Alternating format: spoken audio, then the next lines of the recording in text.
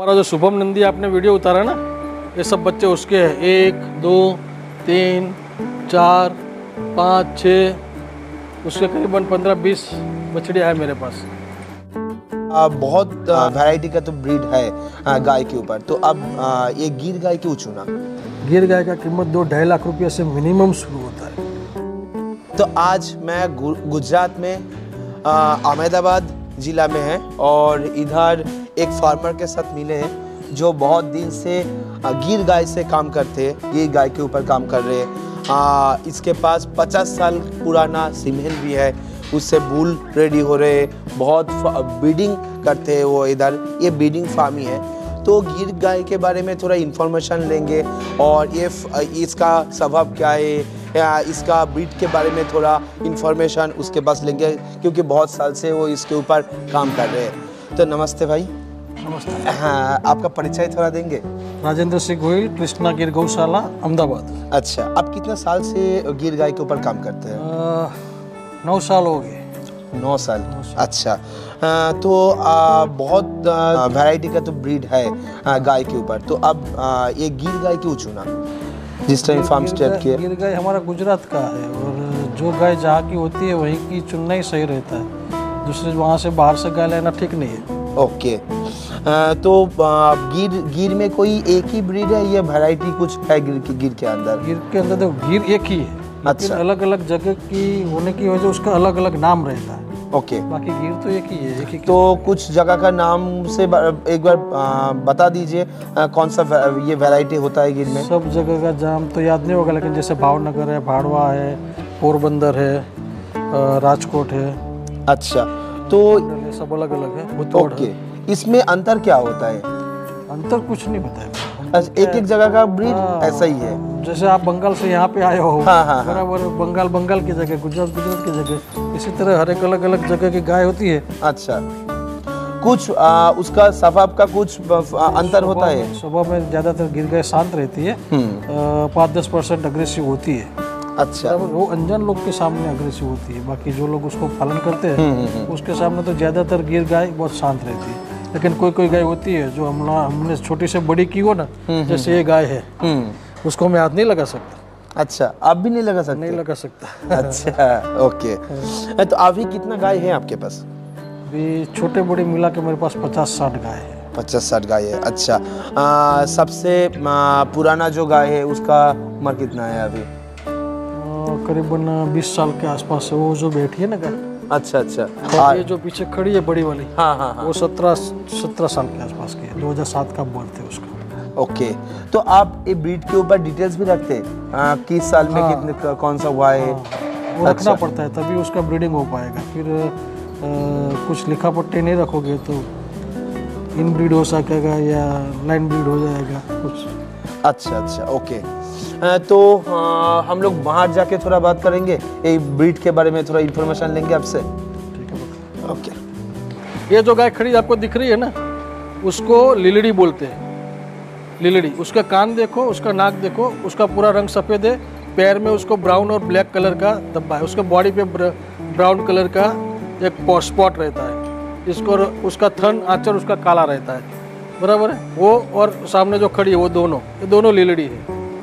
ऐसे गिर गाय में अलग अलग नाम रहता है, उसके हिसाब से उसको अलग अलग पहचान मिलती है कि भाई ये लिलड़ी है, ये कपिला है, काली है। ज़्यादा ऐसा कुछ होते हैं?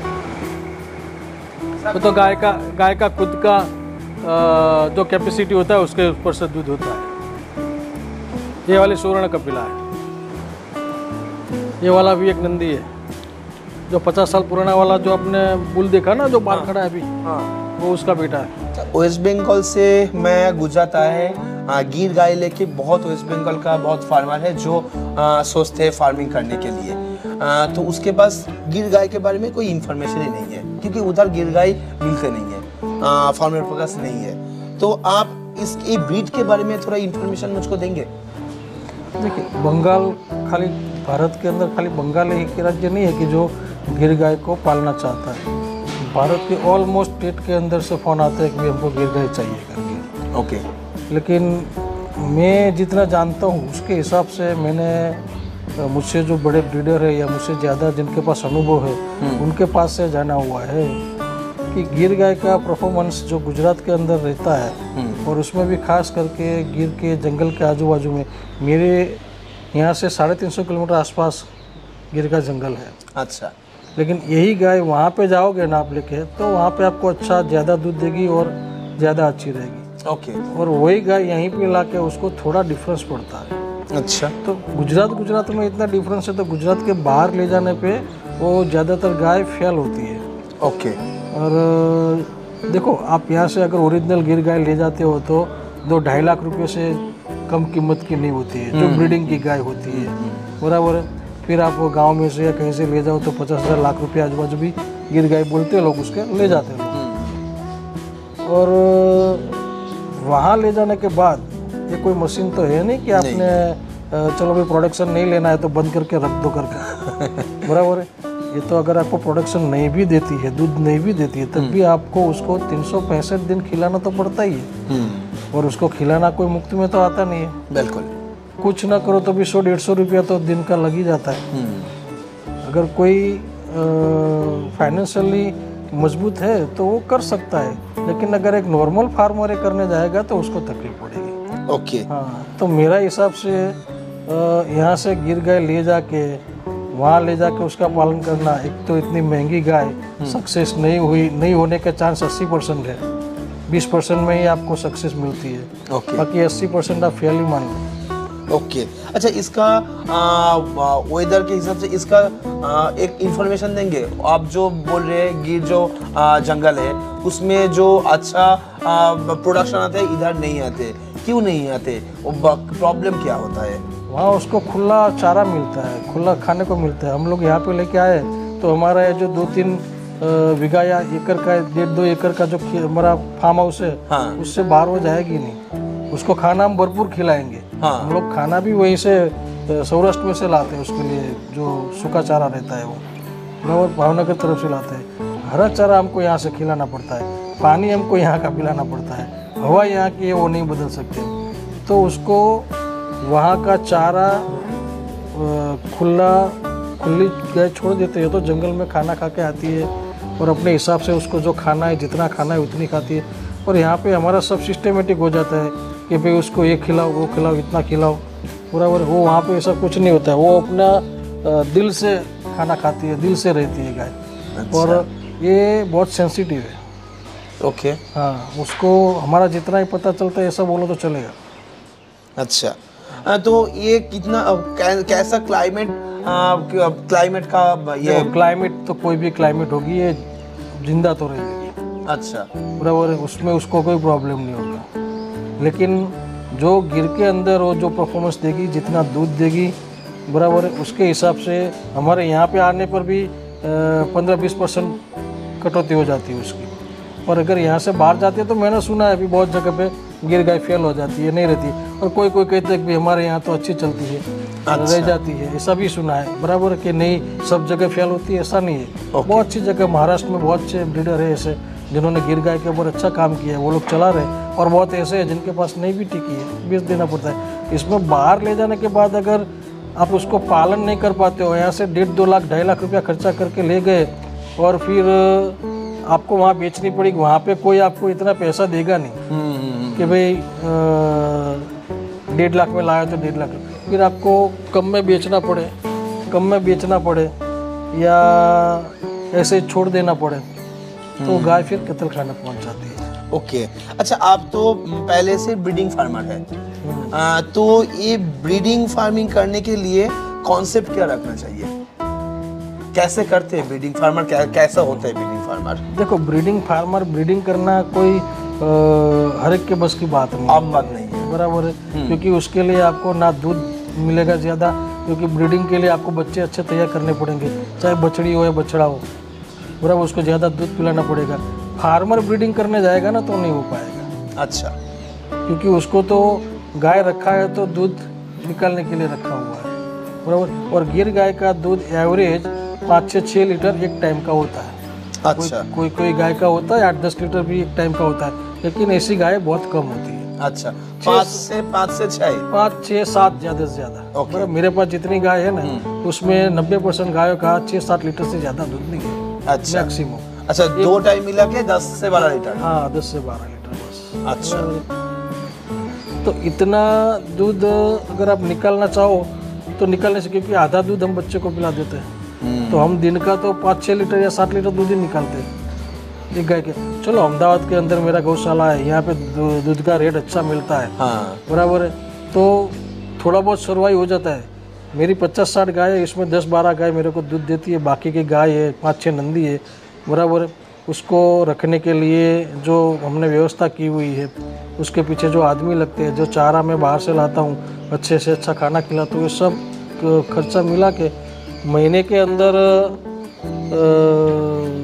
कम से कम 80,000 लाख रुपए के आसपास जेब में से डालना पड़ेगा। ओके। ये नंदी के पीछे, ये एक ब्रीड के पीछे कितना खर्चा होता है हर डे खाने के लिए और मैनेजमेंट के लिए? एक गाय के पीछे कम से कम 300 रुपये के ऊपर खर्चा गिनो। जो दूध देती है वो गाय का ज़्यादा होगा, हाँ। जो दूध नहीं देती है वो गाय का 300 रुपये आसपास के खर्चे। अच्छा, आप जो नंदी रखे हैं उसके पीछे खर्चा कितना है? वो गाय के हिसाब से, गाय के जितना है। अच्छा, आपके पास तो 4 नंदी देख रहे थे। हाँ, 4 नंदी तो उसका खर्चा आसपास में कितना आ रहा है आपका? वो गाय जितना गाय खाती है उतना ही नंदी खाता है। उसको थोड़ा बहुत ज़्यादा खिलाता है खान वान, अच्छा। बाकी उसको एक्स्ट्रा कुछ ज़्यादा नहीं चाहिए। वो कभी कभी साल में 1-2 बार कोई अच्छी चीज़ मिलती है, च्यवनप्राश उसका आता है फूल का, अच्छा, कभी कभी खिला देते हैं। बाकी तो हम जो देसी कॉटन सीड आता है और मक्का आता है, उसको बॉईल करके दूध देने वाली गाय को और बुल को, अच्छा, बाकी सबको नहीं खिलाने का, लेकिन दूध देने वाली और बुल दोनों को बॉईल करके खाना खिलाते हैं। अच्छा, जो फार्मर ये गिर का फार्मिंग करते हैं, उसका डाइट चार्ट कैसा होना चाहिए? मतलब फार्मिंग के लिए जो वो खाने का जो डाइट चार्ट होता है, सुबह का, शाम का, ये दोपहर का, वो खाने का चार्ट कैसा होना चाहिए? हम लोग तो सुबह में गाय को छोड़ देते हैं, अच्छा, पूरा वो दोपहर को गाय को अंदर ले आते हैं। सुबह थोड़ा बाहर सूखा चारा डाल देते हैं, मतलब लाइक मूंगफली का जो पाला बोलते हैं हम लोग उसको, यहाँ वो सुबह में खिला देते हैं। फिर 12-1 बजे आसपास अंदर आएगी तो उसको सूखा और हरा दोनों चारा उसके जहाँ पे बांधते हैं वहीं पर डाल के रख देने का। किस टाइप का उसमें रहता ज्वार, है? दोनों ज्वार रहता है या हरा मक्का ही रहता है तो भी चलता है। अच्छा, बराबर है। हमारे देखो हर एक जगह अलग अलग जगह पे अलग अलग चारा मिलेगा। मेरे यहाँ पे जो मिलता है वो हर एक जगह पे मिलेगा, वो पॉसिबिलिटी नहीं है। बराबर, कोई जगह आपको हरा मक्का नहीं मिलेगा, कोई जगह आपको हरा ज्वार नहीं मिलेगा, बराबर। कोई रसका भी खिलाता है, कोई नेपियर खिलाता है, सब खिला सकता है, बराबर। लेकिन दिन में एक बार सुबह डाल दिया, शाम को जो गाय ख़त्म कर देती है उसके किले में जाके सुबह बार डालने का। ज़्यादा बिगाड़ नहीं होना चाहिए इसका, क्योंकि जो खाना हम खिलाते हैं वो ऑर्डिनरी नहीं है, वो बहुत महंगा आता है। अच्छा, वो 250 रुपये के आसपास 20 किलो का सूखा चारा आता है। अच्छा, उसमें क्या रहता है सूखा चारा में? ज्वार ही रहता है। ओके, और दाने में क्या खिलाते हैं आप? वो कॉटन सीड, देसी कॉटन सीड, जैसे कॉटन सीड, देसी कॉटन जिससे वो कपड़ा बनते हैं। कपड़ा बनता है। अच्छा, वो खाते हैं? लेकिन देसी जो बीटी आता है वो नहीं। अच्छा अच्छा, बीटी स्लो पॉइजन जैसा काम करता है। अच्छा, और किस टाइप का मक्का रहता है या ज्वार रहता है? मक्का मक्का और देसी कॉटन दोनों को बॉईल करके 1-1.5-2 घंटा उसको बॉईल करना पड़ता है। अच्छा, और फिर उसको ठंडा करके फिर गाय को खिलाना। अच्छा अच्छा अच्छा, एनिमल होगा तो उसमें बीमार आएगा, ये नॉर्मल बात है। तो किस टाइप का बीमार ये ब्रीड के ऊपर ज़्यादा होता है? तो हमारे यहाँ तो ज़्यादा बीमार होती नहीं है गाय, तो खास करके डिलीवरी के टाइम पे थोड़ी बहुत उसको ज़रूरत होती है, तो हम लोग देसी दवाई ज़्यादातर खिलाते हैं। और बहुत ज़्यादा ऐसा लगे कि भाई अभी गाय को देसी दवाई इमीडिएटली असर नहीं होता तो फिर डॉक्टर बुला लेते हैं। अच्छा अच्छा, आपके फार्म में किस टाइप का बीमार आप देखे हैं अभी तक? कोई नहीं, ज़्यादा कुछ नहीं, नॉर्मल रहता है वो। उसको कभी कभी आँचड़, गिर गाय का ड्रॉबैक एक ही है, उसका आँचड़ बोलते तो उसका थन खराब होने का चांसेस उसका बहुत है। अच्छा, जिसको मैस्टाइटिस कहते हैं? हाँ, मैस्टाइटिस की, और उसका कोई इलाज नहीं है। अच्छा, ऐसा क्यों होता है? प्रॉब्लम क्या होता है? गाय का जो थन होता है उसके अंदर जो उसकी नसें होती है ना, वो हमारे बाल से भी पतली होती है। ओके। बराबर। तो कभी कभार क्या है, उसको बैठने में कुछ ऐसा हो गया या किसी दूसरी गाय ने उसको कुछ मार दिया, बराबर, या फिर ज़्यादा दूध वाली जो गाय रहती है ना, उसको प्रॉब्लम होता है। ओके। मेरे पास 2-3 गाय ऐसी थी, 10 बोलते हैं ना 8-10 लीटर वाली गाय होती है, 10 मेरे पास भी थी, लेकिन फिर उसका थन खराब हो जाता है। ओके। अच्छा, बहुत लोग अभी मॉडर्न फार्मिंग के जैसे होते, वो दूध दोने वाला मशीन यूज करते हैं, मिल्क पार्लर बना लेते हैं, वो गाय में यूज करेगा तो वो सही है? अभी टेक्नोलॉजी यूज करना ठीक है? सही है कि नहीं, गलत भी नहीं है। अच्छा, गलत नहीं है उसमें कुछ, अभी अच्छे मशीन आए हैं तो यूज कर सकते हैं, दिक्कत नहीं होते, दिक्कत नहीं होती उसमें। अच्छा, तो बहुत फार्मर ऐसे भी सोचते हैं उसमें ब्लड आ जाएगा, उसका तो खाना पहले आता खराब था हो ऐसा, जाता। पहले ऐसा मशीन आते थे, अच्छा, अभी ऐसा नहीं है। अच्छा, अभी अच्छा वाला सेंसर वाला मशीन आ गया है। सेंसर तो ठीक है, वो वैक्यूम, पहले तो क्या वो रोलर से चल रहा है सब, हाँ हाँ हाँ। अभी वैक्यूम से चलता है। अच्छा, तो जैसे दूध खत्म हो जाएगा तो अपने आप बंद कर देगा, थन को छोड़ देगा वो। ओके। अच्छा, आप जैसे ब्रीडिंग फार्म है, आप तो सीमेंट कलेक्शन भी करते हैं, या आपके पास सीमेंट आप रेडी भी करते हैं, तो आपके पास पहले का कोई सीमेंट आपके पास है जो बहुत पुराना है, ऐसा कुछ? हाँ, यहाँ भावनगर का नाम आपने शायद सुना होगा। हाँ हाँ। गिर गाय के अंदर सबसे पहले गिर गाय आएगी ना, तो भावनगर का नाम सबसे पहले आएगा। ओके। वहाँ के जो सागवाड़ी के जो गौपालक थे, गौशाला के मालिक थे, वो शायद मेरे हिसाब से तो बहुत पुराना ब्लड लाइन है वो, एग्जैक्टली तो मालूम नहीं कितने से, लेकिन 100-200 साल पुराना ब्लड लाइन होगा वो। अच्छा, तो वहाँ पे उन्होंने 50 साल पहले जब सीमन कलेक्शन शुरू हुआ था, उस टाइम का सीमन भी उनके पास है। ओके। उस टाइम स्टोर नहीं आता था, इसे गोली आती थी ऐसे। अच्छा, आज भी है उनके पास वो गोली। अच्छा। तो मैं करीबन 4-5 साल पहले ले आया था वो, तो मेरे पास उसके 3 बच्चे भी हुए, अभी 2-3 डोज और पड़े भी हैं, अगर फ्यूचर में यूज करेंगे उसको कभी। अच्छा, तो ये सीमेंट कलेक्शन करने के टाइम कौन सा टॉपिक को पर ध्यान रखना चाहिए?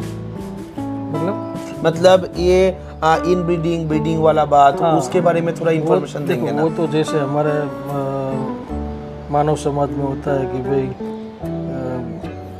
भाई बहन का और रिश्ते बने होना चाहिए सब, ये इसमें भी ध्यान रखना पड़ता है।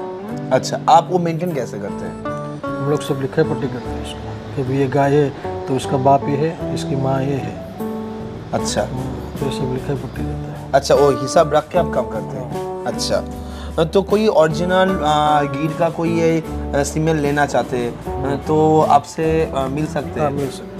अच्छा, तो बाहर, गुजरात के बाहर कोई लेना चाहेगा वो भी आप भेज पाएंगे? नहीं, सीमन एक ऐसी चीज़ है, आपको लेना आना पड़ेगा। अच्छा, आके लेना पड़ेगा? वो कंटेनर लेके आना पड़ता है। अच्छा, वैसे खुला में नहीं ले जा सकते उसको, लिक्विड नाइट्रोजन का जो कंटेनर आता है उसी में लेके जाना पड़ेगा। ओके।